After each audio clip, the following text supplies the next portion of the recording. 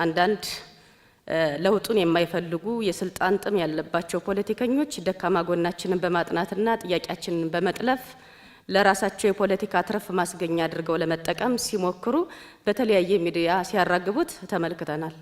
ነገር ግን የኛ የጤና ባለሙያዎች ጤና ኤክስቴንሽኖችን ጨምሮ ጥያቄያችን ከኛው ከራሳችን ከጤና ባለሙያችን አንደበት እንዲሁ ፊት ለፊት ከምንናገረው ውጭ የተለየ ይዘት ሊሰጠው አይገባም። የሙያው ስነግባር ባልጠበቀ መልኩ አንዳንድ አካባቢ ላይ የስራ አድማና ሁከቶች በመፍጠር ጥያቄን አግባብ ባልሆነ መልኩ የተጠየቀበት መልኩ በጤና ባለሙያ ስም ይቅርታን መጠየቅ እፈልጋለሁ።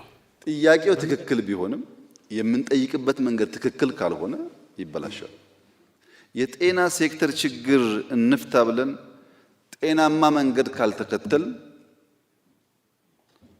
የጤና ሴክተር ችግር ፈቺ ሳንሆን ችግር የምናባበስ ነው የምንሆነው። የፖለቲካ ኪሳራ የገጠማቸው ሰርቪስ ምን እንደሆነ የማያውቁ ኔሽን ቢልዲንግ ምን እንደሆነ የማያውቁ ሳይንስ ሙዚየም የሚሆን ሃይ ስኩል ሁሉን ነገር ከደሞዝ ጋር ብቻ የሚያያይዙ ከእለት ጉርስ ያለፈ እሳቤ የሌላቸው ሰዎች የጠለፉት ነው።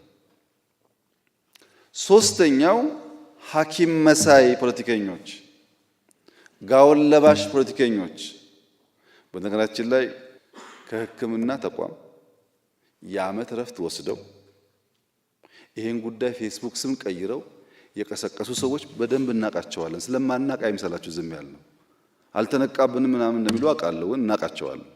ከየት ከተማ እረፍት ወስደው መጥተው እዚህ ሞቢላይዝ ያደርጉ እንደነበረም እናውቃለን።